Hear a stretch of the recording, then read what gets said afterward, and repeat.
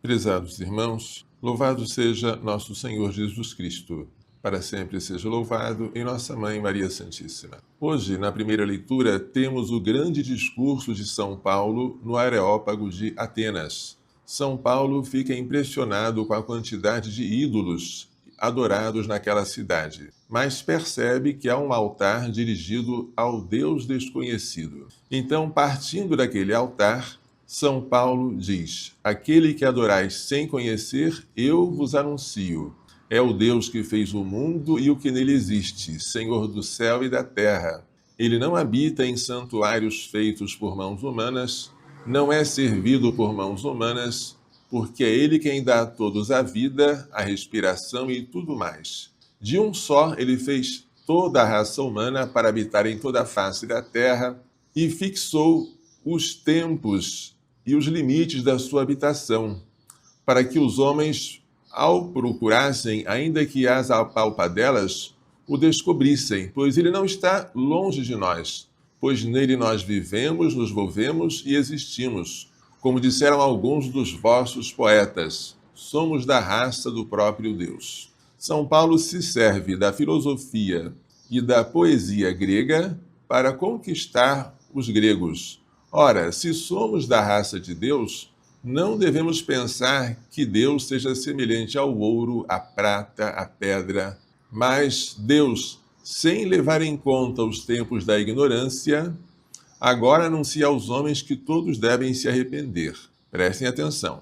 E ele estabeleceu um dia em que irá julgar o mundo com justiça. Todo discurso, levando os ouvintes a Deus, tem que terminar com um convite à conversão em vista de um dia do julgamento.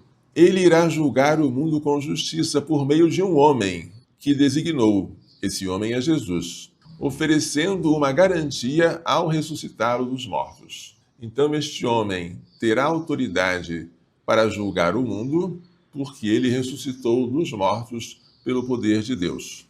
Mas quando Paulo falou de ressurreição dos mortos, alguns zombavam, outros diziam: vamos te ouvir falar mais tarde. E assim o fracasso da pregação de Paulo foi quase completo.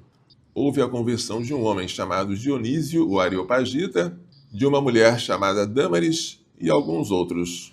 Mas por que tanto fracasso? Porque para os gregos a ressurreição era uma doutrina absurda.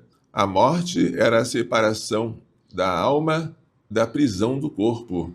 Fazer com que a alma liberta do corpo pela morte voltar-se a ser prisioneira do corpo era um absurdo. Os gregos não entendiam que corpo e alma são bons, que esta união foi querida por Deus e que é o homem todo que deve ser salvo, não apenas a alma, não apenas o corpo.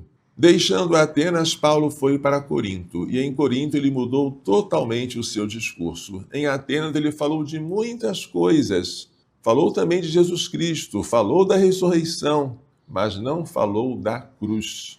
Em Corinto, Paulo não se cansará em dizer que prega Jesus Cristo e Jesus Cristo crucificado, e não vai querer deixar vã a cruz de Cristo.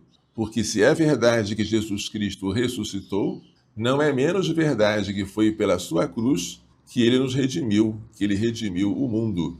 O Evangelho fala hoje da vinda do Espírito Santo prometido por Jesus. Jesus está na última ceia com seus discípulos e teria muitas coisas ainda para dizer aos apóstolos, mas eles não são capazes de compreender naquele momento.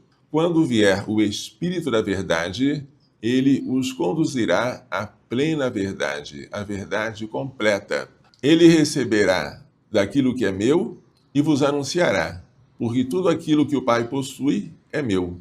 O Espírito da Verdade, ele fará com que os apóstolos recordem os ensinamentos de Cristo, compreendam, de modo que tenham um entendimento cada vez mais completo. A verdade é muito densa para ser abarcada com um só olhar.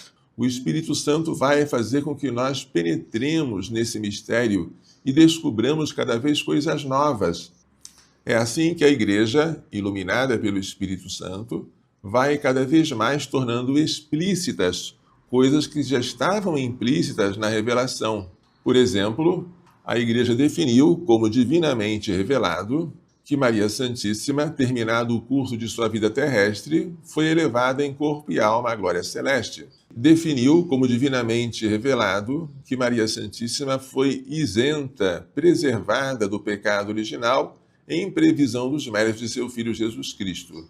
Tudo isso Jesus havia revelado, mas a Igreja precisou do Espírito Santo para tomar consciência disso e para tornar aquela revelação implícita em uma verdade explícita.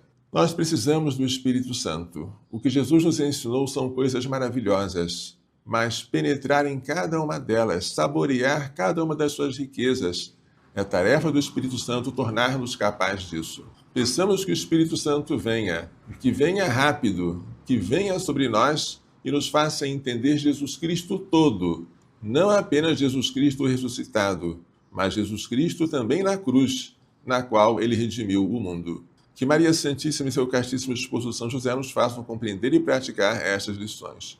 Louvado seja nosso Senhor Jesus Cristo, para sempre seja louvado, e nossa Mãe Maria Santíssima.